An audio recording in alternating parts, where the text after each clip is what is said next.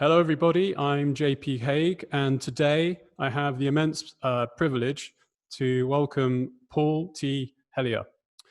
Paul, thanks so much for joining me for this conversation. I'm going to introduce you to our listeners with a particular focus on those of us here in Mauritius and the Indian Ocean region who may not know so much about you. So let me dive straight in. Born on the 6th of August in 1923, Paul Theodore Hellyer grew up on a farm in Waterford, Ontario, in Canada. Upon completion of high school, he studied aeronautical engineering at the Curtiss-Wright Technical Institute of Aeronautics in Glendale, California, and he graduated in 1941. While studying, he also obtained a private pilot's license, and after graduation, Paul worked at Fleet Aircraft in Fort Erie in Ontario, which was then making training craft for the Royal Canadian Air Force as part of Canada's war effort in the Second World War. He attempted to become a Royal Canadian Air Force pilot himself, but was told that no more pilots were necessary. So after that, he joined the Royal Canadian Artillery and served as a gunner for the duration of the Second World War. Paul was eventually discharged from military service in 1946 and used the proceeds of his veterans' pay and benefits to enroll in the University of Toronto, where economics became his subject of greatest interest. Paul graduated with a Bachelor of Arts from the University of Toronto in 1949. Paul was first elected within the Liberal Party in the 1949 federal election, and he was the youngest person ever elected to that point in the House of Commons of Canada. Paul returned to Parliament in a 1958 by-election, and when the Liberal Party returned to power in 1963, Paul became none other than the Minister of National Defence in the cabinet of Lester B.Pearson. As the Minister of Defence, he oversaw the drastic and controversial at the time integration and unification of the Royal Canadian Navy, Army, and Air Force, all into a single organisation with Canadian Forces. In 1968, Paul contested for the Liberal leadership, placing second on the first ballot, then into third and second. And then he withdrew to support another candidate named Robert Winters on the fourth ballot, in which Pierre Trudeau, the father of current Canadian Prime Minister Justin Trudeau, won the leadership. Paul served as Trudeau's transport minister, and the pair had a disagreement over a housing policy in 1969, at which point Paul decided to resign from cabinet. Paul later returned as an independent candidate and a progressive conservative before founding the Canadian Action Party in 1997, and this ran for some 20 years.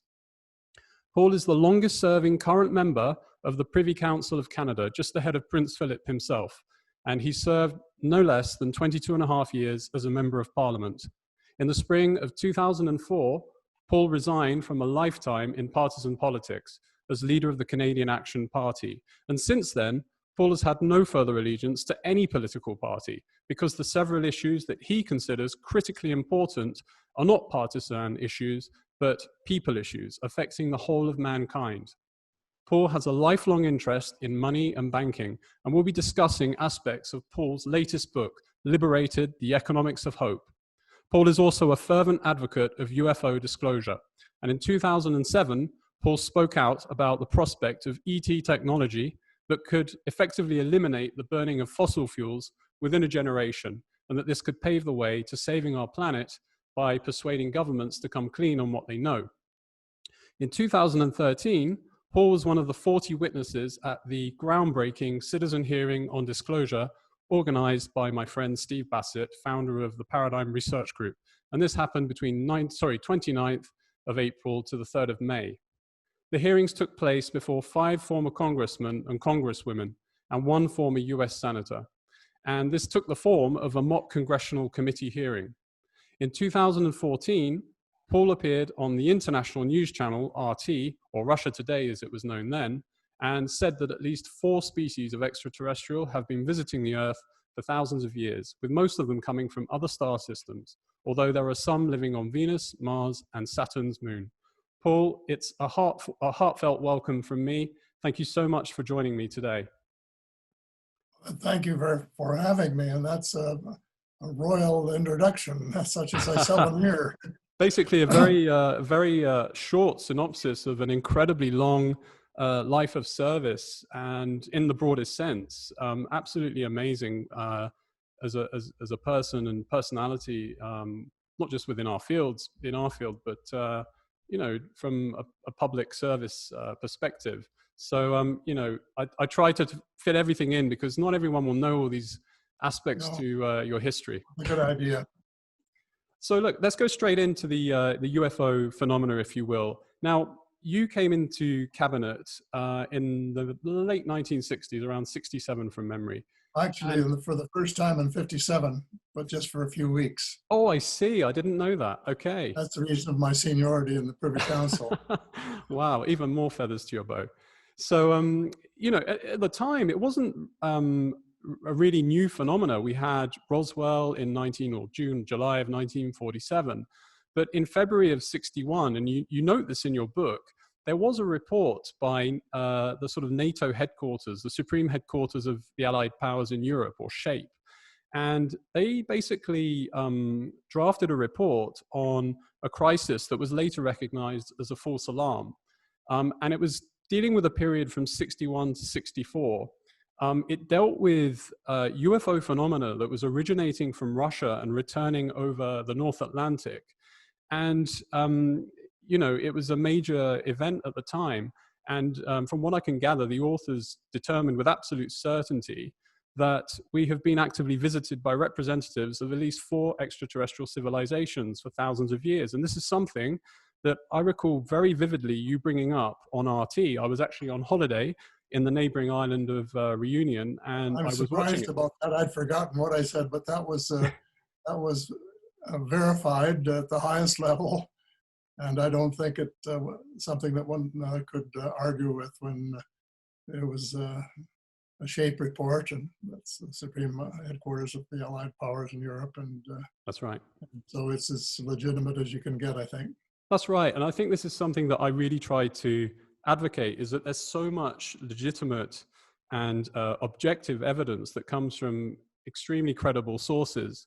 It's not just literally, pie in the sky or pumpkin in the sky that people are speculating about, especially That's with, sure. Disclosures or, controlled disclosure that's happening from the Pentagon via various people through the New York Times. And what I really resented that article because they made it sound like new news. Right. If they published it 60 years earlier, well, then I would have said 3 cheers for them. But this is it. This is exactly what I'm trying to. For the government, I'm not very pleased with that. Yeah. No, I understand. And in fact, I found out that in June of 67, when you were the Minister of Defense, you flew in by helicopter to inaugurate a UFO landing pad in St. Paul in Alberta. And I understand that the town had built it as a sort of centennial celebration, if you will, as a symbol of keeping space free from human warfare.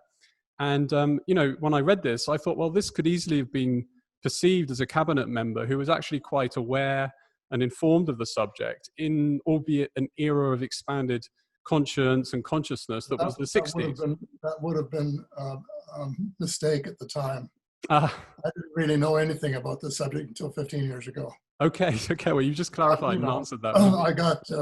I got sightings reports when I was minister, but I was so busy, as you said, unifying the armed forces, that I didn't have time for such things as UFOs and where they came from, and all that McNamara could have told me if I'd just asked him. So my knowledge of nearly all of these things began 15 years ago this month.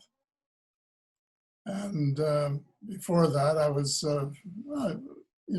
neither here nor there, neither a disbeliever nor a believer.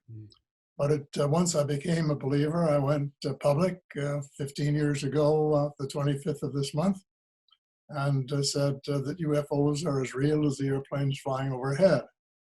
And that gave me the dubious distinction of being the first person of cabinet rank in what was then the G8 to say that without any reservations. It was unequivocal, and I had reached this stage where I could say it and believed it and knew that it was true.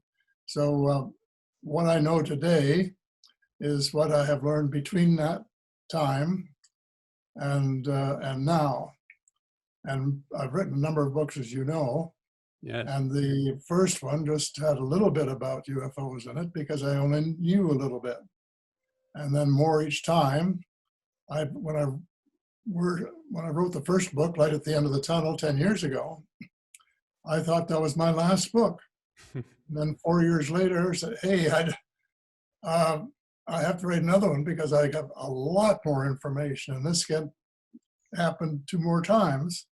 But it was a growing thing. And the best line in my first book, in my opinion, was that I didn't know how much there was to know because I didn't know how much there was, I didn't know how much I didn't know. Yeah. Because I didn't know how much there was to know. And that's as true today as it was when I wrote it 10 years ago. It's just like a scroll that's opening up in both directions. And you never, ever catch up with total knowledge. You just sort of get little bites and so on, and it keeps growing as you go along. Yeah, I completely agree. There's known knowns, known unknowns, and unknown unknowns, and it's a continual journey. I mean, Paul, do you remember the kind of frequency that these reports were coming in across your desk at the time? And, do you remember how you reacted to them at the time? No, when I was getting these reports, we had a lot of sightings even then. And the only thing I remember about them was that about 80% were not really unidentified flying objects. Mm-hmm. About 20% were, and this is about the same percentage that the UK had, according to my friend Nick Pope, when we discussed it, that about 80% are Venus or fireworks or rising, some other thing, but about 20% could not be explained, and then they are, by definition, unidentified flying objects. Interesting. So it would be fair to say that there were no, deep secrets that you picked up on perhaps in that role. And it's not the case that you're not disclosing them to the public at this stage. It's just that you had a lot going on and these reports were coming in and it was curious to you. But as you say, the majority were explicable. Would that be fair to say? No, I think it was a lucky thing that it happened this way because I don't feel bound by any oaths. Yeah. Nearly everybody does, including Nick. But anything I've learned legitimately. And I'm free to say it, and I do say it. And that, I think, is an advantage. Yeah. And from what I can gather, it was in 2005 when you picked up a seminal book, The Day After Roswell, by Lieutenant Colonel Philip Corso, who, for those that don't know, was a retired US Army intelligence officer. And in September of 2005, if I recall, Paul made the headlines by publicly announcing that he was advocating for the existence, or you were advocating for the existence of UFOs. And as you mentioned a few moments ago, it was in October of 2005 that you attended your first exopolitics conference at Toronto University, where you told actually in September, a week before my marriage. Oh, I see. Okay. Okay. September, I'll never forget it. Yeah. And from 15 years ago this week. Yeah. Congratulations, Paul. That's wonderful. Beautiful. Now, if I recall, at that conference, you actually described seeing a UFO one night with your late wife and some friends. And I know that since then, classified and unclassified documents have flown across your way. Could you just briefly describe what you saw and experienced that evening? And have there been other occasions you've seen the phenomenon? I think that is misinformation, unfortunately. Oh, really? I never actually saw a UFO until a few years ago, 3 or 4 or 5, with my present wife. Okay, could you describe that for me? That's great to know. Yes, we were at our cottage in Muskoka, which is about 120 miles north of Toronto. And I'm not a night person. And my wife went out to look at the stars. She went out in the patio and couldn't see anything because of the trees. And she came back in and said, I'm going out on the other side of the house, the north side, and in the driveway and see if I can see something. for some reason, I don't know why, I put my cap on, followed her out. And as soon as she said, well, there's some stars, a star there in the west. I turned around and I said, hey, there's a brighter one there in the east. And within a matter of seconds, it started moving around in the sky and changing position by several degrees in as many seconds. And so I said, hey, this is a UFO. And so we watched it until our necks were nearly broken from looking up. And 2 days later, I went down on the dock in a nice comfy chair and watched, and it came back. Well, then the other time that I personally have seen was, I think it was about maybe 2 years ago, Christmas Eve, at our same place. I went out to the back, walked up to the badminton court where there's a good view. There was an armada. There must have been a dozen ships. Wow. And I'll never forget it. I went in and told my wife she was making a pie or something. By the time she got it finished and went out, they were gone. But that was the thrill of my life, is just to see that all of that UFO power. Yeah. What did they appear like to you? The colors, the shapes? Like the stars. Okay, yeah. They appear like real close stars. Yeah. Yeah, I can absolutely identify with that, with my personal experiences that are several and ongoing here in Mauritius. And in fact, I think in the Native Americans of Northern America call them walking stars, because that's exactly how they appear to me at times. And I think it's a pretty accurate description. In my first book, I say that the Star of Bethlehem was a UFO. Mm. And I quote some evidence that it had to be something like that because it changed direction. And stars don't change direction. And incidentally, after I saw this first one, I went back to Toronto and checked out all of the things. Could it be a satellite that's been put up for communications purposes? Or could it be the space station? And eliminated all of these things so that I was perfectly positive that it was, in fact. I can also wholly identify with that, to the extent that I was with my wife too. She was pregnant with our son, and it wasn't too long after I was watching the RT interview with you. And in fact, there was a dialogue. I actually asked an object appeared with her and I outside, and I actually asked the object, can you demonstrate that you're neither a satellite or an aircraft? And it did. It materialized, dematerialized, rematerialized, and then an object that did appear to be a satellite or something just shot above it, which it did look like a satellite. It was absolutely amazing. So yeah, I can identify with it. It sounds fanciful, but this is actually how it really plays out for millions of people, I'm sure. Paul, my next question for you is, what would you say are or is the most intriguing or revealing read on the subject that you've come across in your time? The most revealing intrigue? Yeah, on the subject. Any books or research on the subject that kind of stand out for you? From a shocking standpoint, or what?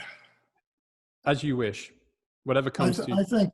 I think two of Len Kasten's books probably fit into that category. The one, the true story of the trip to Serpo, was really something quite different. And then his latest book on the Nazi Air Force and Nazi bases on Mars and the Moon and Antarctica, I found that I would say more confirming than revealing, because I had heard all of these rumors, but I hadn't seen it in print until this came along. He had asked me to write the back page of the book, but I couldn't do it because I was busy writing an open letter to our Prime Minister to tell him what he should be doing. Yeah, but in the real world. That book I'm not recommending to casual readers because it's so far out that it would turn people off before they got very far. This is a whole area where you have to take little bites. Something like growing up. First you crawl, and then you hang on to the chairs, and then you walk and you keep getting more and more mobile until you get my age, and then you start getting less mobile. But it's the progression. You have to go through that with these subjects, really. That's right. And in order to absorb the information and not come to the conclusion it's just science fiction, because right. Some of it is far more interesting than science fiction. Yeah. But you have to reach the point where you can accept that. And my approach to all of these things now is I don't know. If I don't know, I just say I don't know. I won't say it's not possible. I won't say it is possible because either one could be true. That's right. But yeah. I don't know, because until I find more evidence to support it.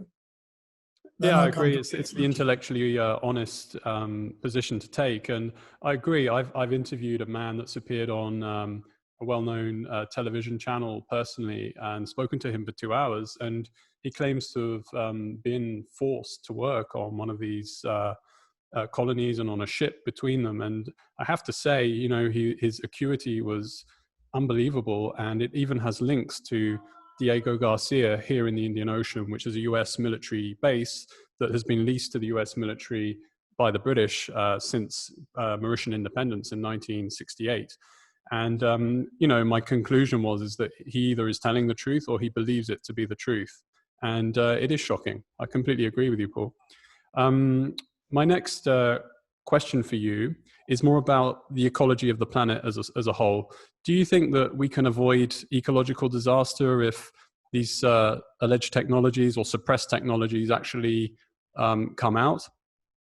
If they were brought out immediately, it couldn't undo all of the damage that has been done, but it could avoid even worse damage that's coming. Right. Because of the trajectory of what is going wrong with the planet. Yes. Is just unbelievable. Yeah. Almost like other things that are unbelievable. True. And if we continue on our present trajectory, we're in deep, deep trouble. In my very first book, I said we had 10 years to do something about it. 10 years has gone by, we've done nothing, virtually nothing. Yeah. And our government today just is announcing they're going to put up $500 million to support the Ford Motor Company to build electric cars. You know, they're behind the times. They're not up to date. If they were the least bit up to date, they would say we're going to spend $500 million to get them into the zero-point energy business and have some cars that will stand the test of time. Yes. And that will also be available for all of the air conditioners that we're going to need. That's right. It needs something more drastic as opposed to, you know, what seems to be downstream quite so-called green in technology, but actually upstream it isn't the case. I agree with you, Paul. Yeah. I think that takes us into our next segment, which really gets into the heart of the book as to why, you know, we're still living in this so-called status quo. And getting into banking and economics. I want to touch on the banking system itself. And my question for you, based on my reading of the book, is why is self-regulating and central banking economics considered so-called normal, yet it manifestly is deeply flawed and inherently causes incalculable human distress, hardship, and limits our potential? I think the problem is with most learning, we learn what we learn at school. And then unless you make a special effort, that's what you believe.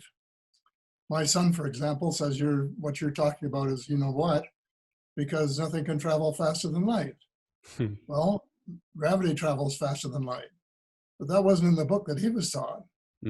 So he's holding to what I call the old reality of where his education came from, and he's a very bright guy too. But I'm talking about the broader reality, and the broader reality is something else, and very few people get there because they don't look for it. And if you don't look for it, you won't have it, because it's not in the books that you studied when you went to school. Agreed.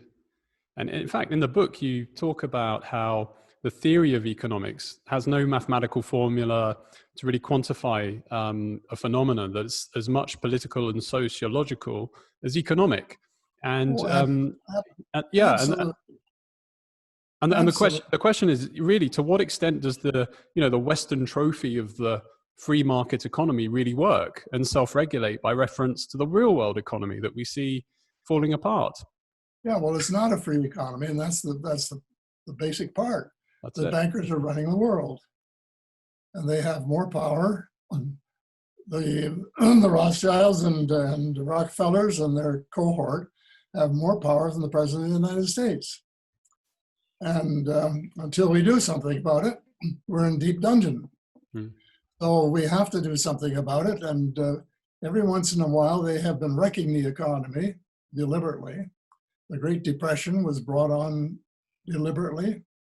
The downturn of 2007, the crash of 2007 was artificial. And the present situation with the virus pandemic, who knows? I mean, we're still arguing about that one, and there's evidence on both sides, but there was a rumor that they were going to crash the system this year, and they sure did. And then what they then did was very clever. They got the Fed and the US government to work together to pump enough money into the banks to keep the market up, so that all of the companies that the bankers own the majority of shares in would be brought back to their previous levels. And other people, no jobs, not enough money to know where the next month's rent is coming from, small businesses folding by the dozen, and chaos in the economy. Yeah. And that was the reason I wrote this last book. I could see what was coming, and what was happening, whether it was delivered or not. And I'm not saying today because it's speculation at this stage. That there was going to be great trouble for ordinary people, the poor people, the people who are helpless, in effect, the people who are slaves to debt, which is sort of the basis of the book. And so I said, well, this is the time. A, I've been worried about it all my lifetime. And B, this will be my last crack at it. Because this will be the last time they'll do this, because they're trying to introduce cryptocurrencies to replace the system we've had for so long. And they'll probably get away with it unless somebody challenges them, and they have to be very high up to be able to do that. Yeah, so, it's almost like the platform or the technology is changing, but the underlying issue is the same.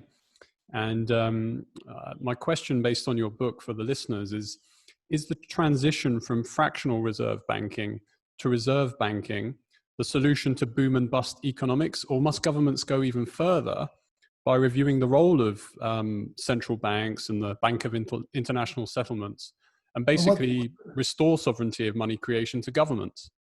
Well, they have to do a number of things. The Bank for International Settlements should be abolished. I make that clear. And that's largely because of its Nazi roots. So it's in cahoots with what's going on in sort of the other thing that I'm concerned about, which is the Fourth Reich, and whether, in fact, they can pull that off or not. And they certainly have the leg up at the moment until we do something. Yeah. But governments have to reassert their sovereignty. That's what they have to do. So the governments have to own their own central banks, as we do, and that includes the United States. They have to grab the Fed system, and I even say, just take it. Don't pay any money for it, because its value is really in U.S. bonds, and that's debt that should never have occurred. So grab it, take it back, and start producing some government-created debt-free money. because that is what the world is lacking. There is more debt in the world today than there is money. And so we have the situation where all of the countries are operating well below their potential, or have been for years, simply because they had to borrow the money to supplement taxation. Taxation was never enough. They have to borrow the money to keep the economy growing. And then you have to pay it back with interest. So I have in several books the Canadian precedent, because from 1939 to 2074, to 1974 I'm sorry, we're not there yet, 2074. We had a system that worked beautifully. In effect, our central bank was working for the people, and they created a lot of money for the people at near zero cost. So we started in 1939 with nothing. We built up a military force that was really extraordinary for a country our size. And then after the war, we did all sorts of major works, the St. Lawrence Seaway and the Trans-Canada Highway and the Dew Line, the Distant Early Warning Line, and so on, and paid for them without going into debt. But then along comes the world beaters, the ones that want to make us into one world, their world, and said, well, we should have the same rules for everybody. And so your central bank should no longer provide your government with cheap money. They have to borrow it in the market.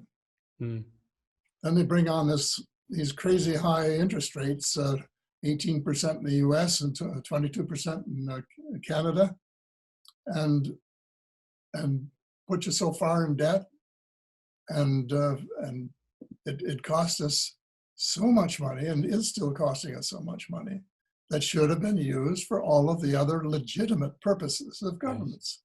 Yes, absolutely. For education, for health, for infrastructure, for all of the things that make life worthwhile for the ordinary person. That's what it should have been spent for, not as a bonus to a handful of very shrewd but ruthless people who managed to take over the system and make us, in effect, debt slaves to them, and let them accumulate literally hundreds of trillions of dollars in wealth. Yeah. Yeah, I mean, to give listeners or viewers an idea of the depth of the sums, I mean, you've just said, and the width, the span, the expanse of time. Something I learned from your book, which I mentioned to you over email, was the fact that the UK or England even is still paying interest for the American War of Independence, no matter how, unjustifiable that is by today's standards. It's unbelievable. Isn't that interesting? And it's so unfair too. I mean, the war's over. Yeah. As you say, it's. I think you're quoted as saying that it's basically due to a stubborn adherence to a banking system based exclusively on hot air or credit, and not legal tender.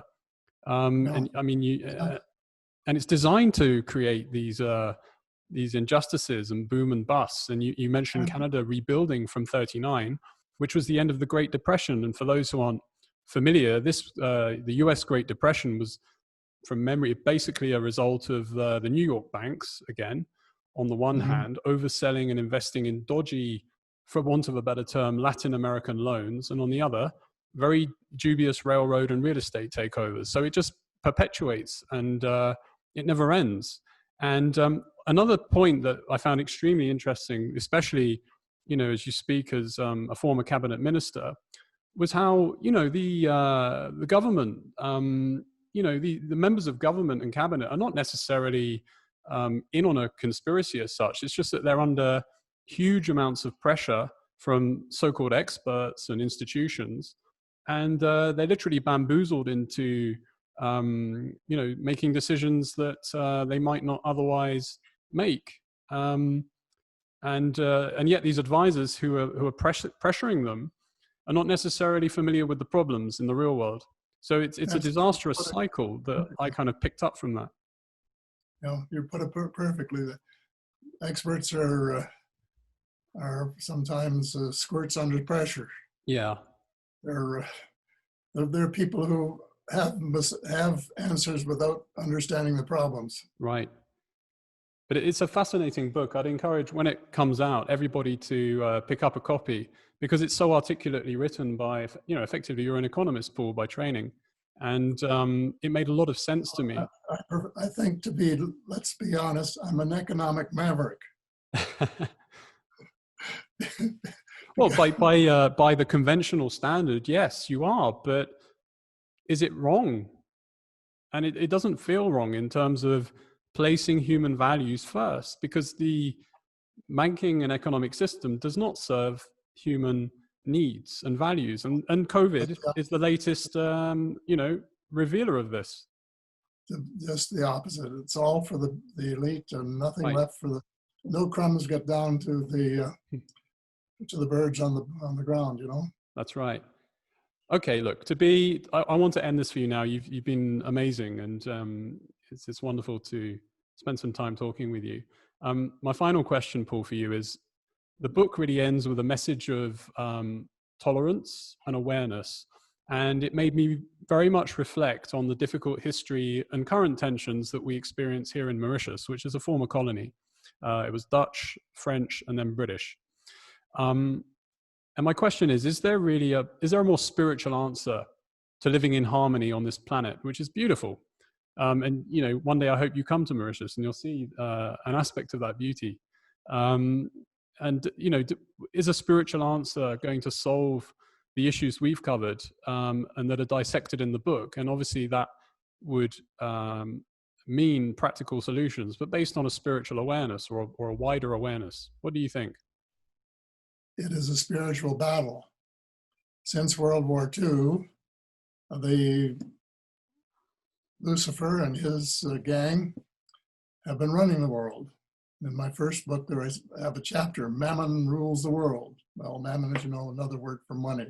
Greed and money, ruling the world for a very, very small number of elite people who think they are better and more superior for some reason, and who don't mind taking the skin off the back of other people in order to have even a greater accumulation of a few billions or trillions, depending on where they stand on the economic ladder.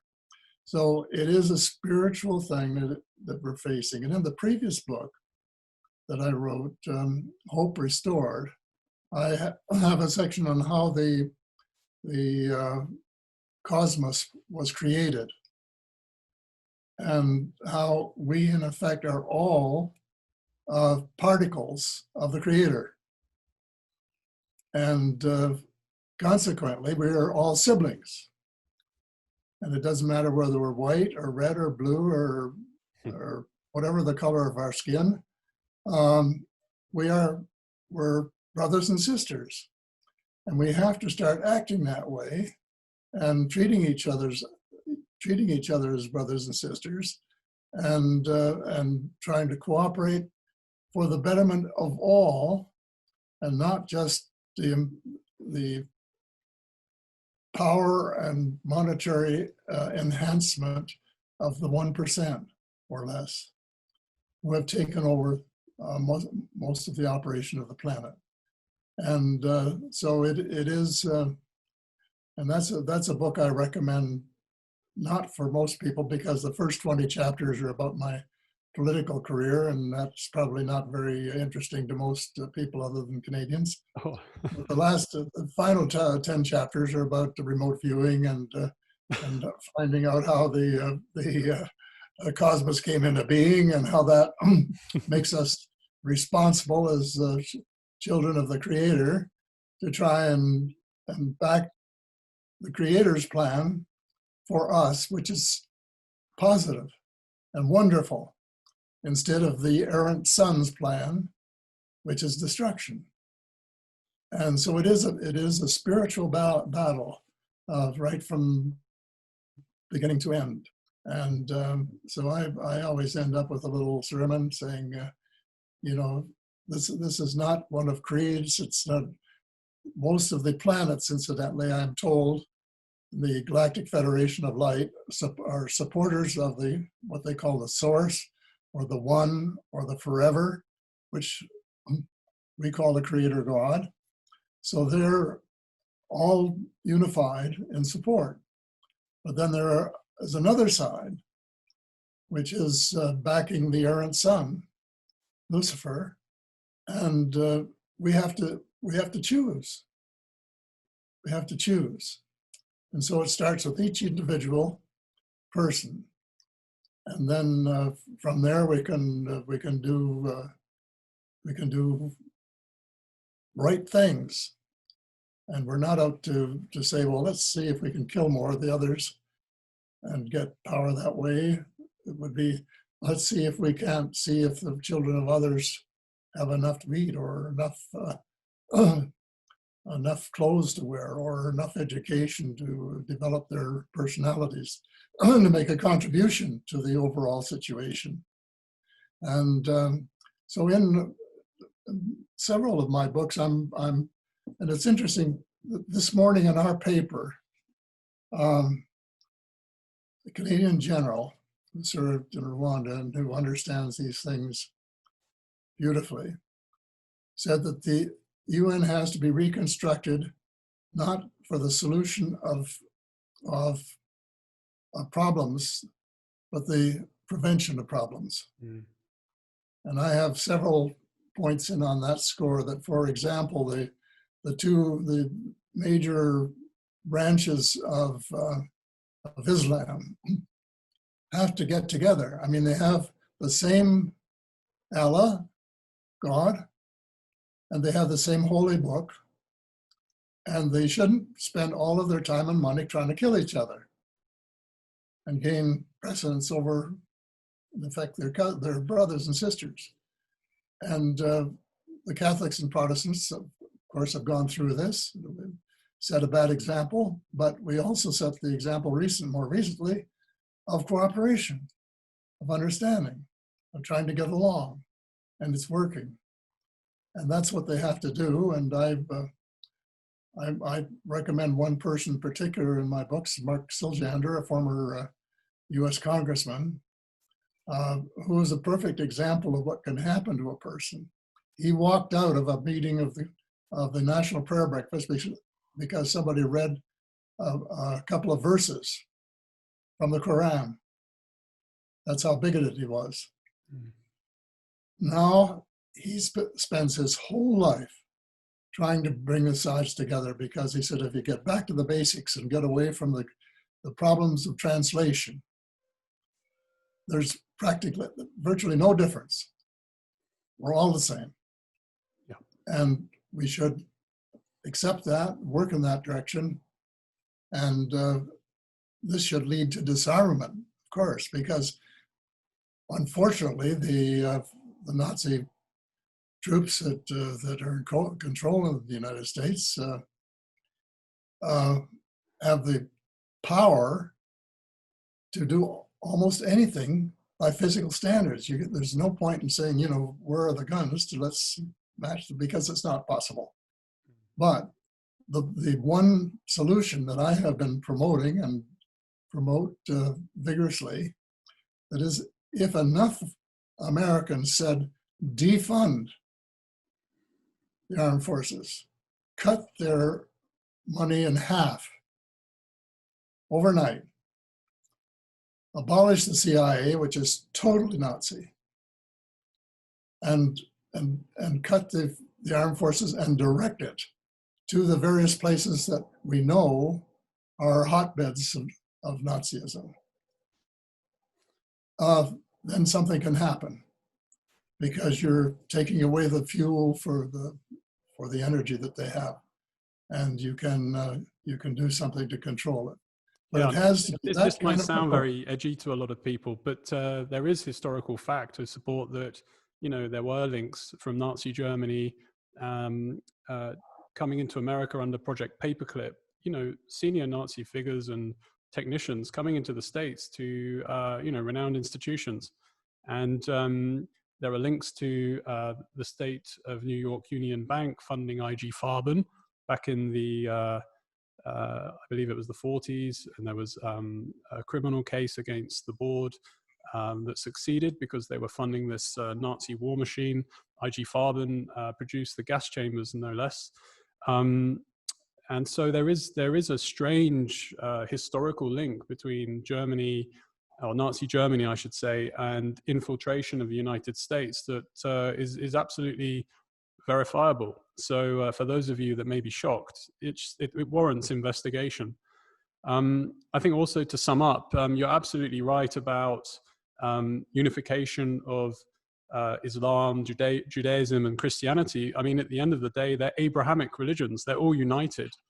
And this is what's so crazy about these divisions and, so-called cultural religion too. Another point I would make is, you mentioned remote viewing and so on. I think that spirituality and science are absolutely intertwined. And there's a document that I have that I've reviewed. It's hundreds of pages long.